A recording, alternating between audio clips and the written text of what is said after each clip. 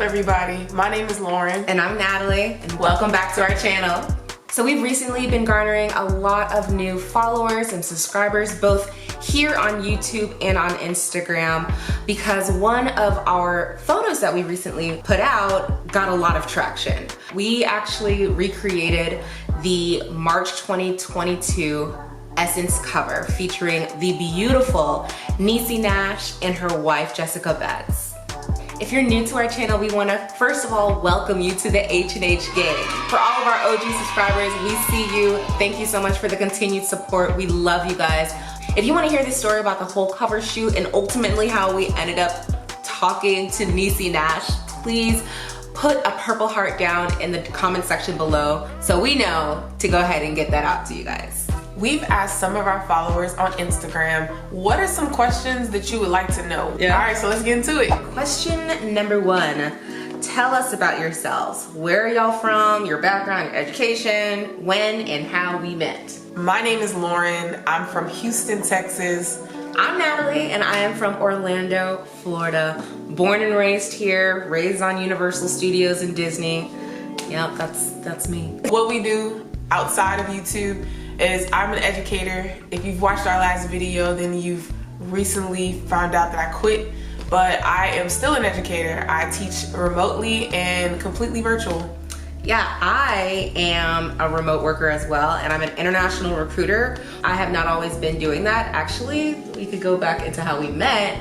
I was a teacher as well, but I was teaching in South Korea. So I was in Korea for 5 years, and towards the end of my stay in Korea, that's when we met, right? Mm-hmm. We met in October of 2019. She was basically a known travel YouTuber, and she was having a meet and greet. It was one of the last meet and greets that she'll have in Korea, and I had no idea who she was, but I was invited by a friend, and so I showed up. Yeah, and that's kind of like, it wasn't like sparks and stuff, at least not on my end from that. It was sparks. I mean, there's something. You noticed, you were noticed. Yeah, okay. You left an impression. We have a whole story of how we met already recorded, so please go ahead and click, I think there's a link right here. Go ahead and click on that link so you can watch the story of how we met in South Korea. Next question is, who's the best cook? Nah, she is. I am the best. She's the best cook. Yeah. I don't usually cook. I'm the cleaner, but I do cook and I will cook, but I just choose not to. It's just too much work, and I don't like cooking for myself. So I'd rather buy us some dinner, Yeah, like if it was up to her, we would be eating like microwavable foods, or maybe not microwavable. No, you didn't. I mean, I will season up some chicken wings. Yeah. Put them in the air fryer. As long as it's like easily, it could be done. I like 2 or 3 convenience. steps. I like convenience, man. Yeah. I'm not chopping up. Man, when I help you cook, chopping up them garlic and onions is just too much. Man, one of our first arguments I had to actually do with, man, why do you give me the task that you don't want to do? You always have me cutting up vegetables. And I'm like, you asked how you can help me. That's how you can help me. You don't want to cook, so just cut up the vegetables, right? You remember that? I do. Let's go to the next question. What's your favorite food to cook together? Favorite food to cook together? It's gotta be like chicken wings. Chicken wings, yeah. Yeah, we tear up some chicken wings. We have to have chicken wings. We buy the Sam's, or maybe not Sam's, but Costco pack of chicken wings. Season them up. Cut up some sweet potato fries. Throw that thing in the air fryer. Call it a day, and we will literally. That's all what we could. That's what we cook together. If usually she's cooking by herself, I'll chop up the vegetables for her so she can have it and she can cook. But she cook all types of stuff. Like her background is Jamaican and Puerto Rican. There we go. I wasn't trying to guess. I was just like, hold on, England? That doesn't sound right. But it's definitely Puerto Rican and Jamaican. Yeah. And so we have a lot of those dishes as well. How do you balance religion/spirituality and sexuality? To start off, I would consider myself more spiritual than religious. I grew up with a religious kind of upbringing, Christian. I do believe that there's a higher power. I do believe in, prayer, or however you say it, manifestation, being intentional about your thoughts and your wants and your dreams. But yeah, so I would consider myself spiritual. For me, there is a connection, there's an alignment between who you love, who you connect with, whether it's romantically or even just as a friend. You go in and out of life interacting with various spirits of, all across the board. Some of them are meant to be in your life and others aren't. I grew up in a Christian household. I was heavily involved in the church. I'm the daughter of a minister, a niece of a pastor, and a granddaughter of a pastor. So I was heavily indoctrinated. How do I deal with my sexuality and talk to people about it? But I know that in church and everyone around me says that is wrong. Christianity and church and religion has left a scar on me. I see I see religion as a cage. And I didn't want to fit in that cage. I didn't want to hide parts of me. It was very uncomfortable. I broke away from Christianity. I broke away from religion, I should say. Religion is a way to see the world with confines. When it comes to religion, there's a lens that comes across it, and when you see certain things that are just natural in life, it's deemed as good or bad, and it dictates what happens in your afterlife.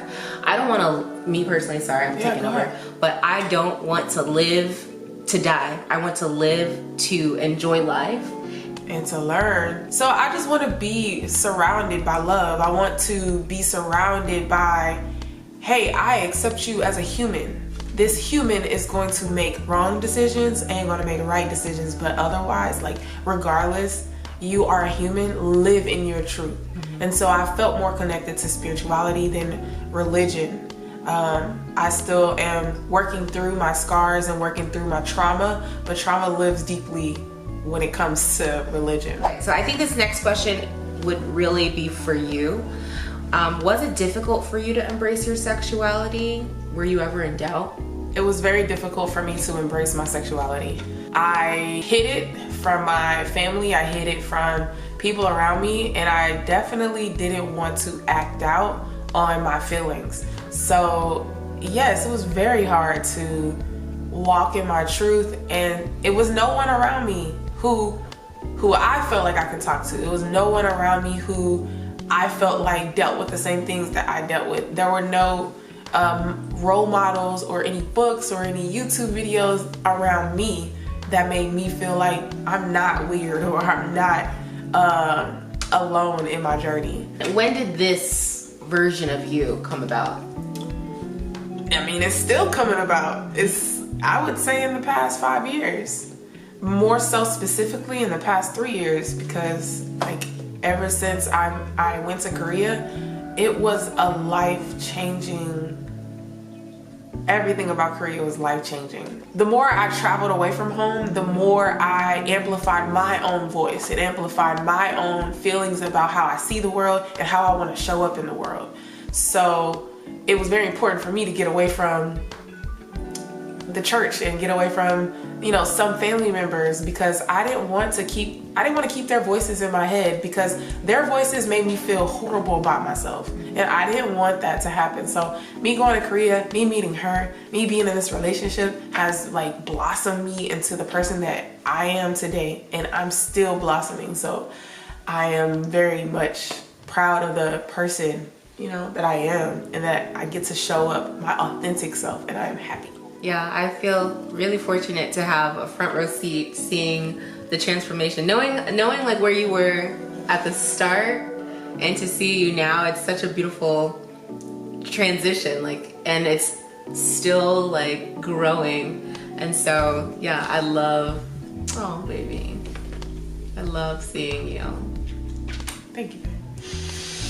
What is your biggest challenge together? I'm gonna let you start. When you have two people coming together, whether it's platonic or in a relationship, you're basically merging two worlds. we do things very differently. You know, we approach problems very differently. And then one of the challenges is being able to communicate about those challenges. When I'm communicating with her, allowing her processing time. We both have our different coping mechanisms, and we gotta be mindful of that. Yeah, we gotta be considerate of the way that we both communicate. For me, I would say that my biggest challenge of being together is fighting my own defense mechanisms. So for example, when I'm feeling some kind of way, or I have some kind of issue, or if I'm feeling anything, my immediate reaction is to close up and to isolate myself. And being in a relationship, we value communication so much, and especially her. She's the kind of person that's gonna be like, "What's wrong? Tell me what's wrong." Da, da, da, da. And I'm like, I don't know what to tell you. Like, I can't. There's nothing for me to communicate. There's nothing for me to tell you. For me, it's really, really hard to open that door, to allow those walls to be down and to stay down. Being in a relationship is like a mirror. Like, you basically are shown yourself. You think you know yourself, but like when she talked about how she would get quiet and her coping mechanism is just like to close off and go sit in a corner or go be by herself. She forgets that her moods affect my moods and vice versa. But I also have to step back and be like, all right, so she has to deal with this on her own. She has to formulate what is going on with her so she can communicate that to me. Like, hey, you're not in this by yourself. You can talk to me about it. Her battle is, yeah, I don't have to deal with this by myself, but you've spent what, 20 something years, 30 years doing this by yourself. Creating these defense mechanisms. It's not gonna be, it's a process. Yeah. It's still a process, and we have to put into practice to fight those walls as they come right back up. We've been dating for 3 years. She's had 27 years by herself where she has to break down these coping mechanisms. Do we pray together? We manifest together. Yeah. We purposefully get quiet. We turn off all distractions, and we are very intentional about writing out what our manifestations are and speaking to each other. We have sessions all the time where we're just like, girl, I feel it. Like, you know, we gonna manifest this, and we're very specific too. Yeah. Like, you can't, I think prayer and manifestation are synonymous. It just depends on who you are and what part of the world you come from. But I like to call it manifestation. We're very, very intentional and specific about what it is we want and what it is we can attract from this world. Yeah. So yeah, I think you really summed it up. We definitely sit down and we manifest. As she said, we're intentional, we are specific, we have goals that we meet, we write it down, we visualize it, we think about it, we talk about it all the time, we remind each other about it. It's written in notes form. I gotta shout out my mentor. Like, he doesn't even know me personally, but what he says all the time, shout out to Gerald Peters. He is my finance guru, but also mindset person. But he says whatever you think about comes about, and whatever you focus on grows. So we focus and talk about everything that we feel like we can manifest from this world. So if you continue to think about it, it's gonna come about. And whatever you continue to focus on, it's going to grow, it's gonna multiply, and it's gonna come to you. It has no choice. Like, hello. What up, Gerald Peters? This is what I deal with every day. Yeah. How do you both know that you found the one? I think that this is a good question to start off our next video. So if you guys want to hear the answer to this question, go ahead and click on over to part 2.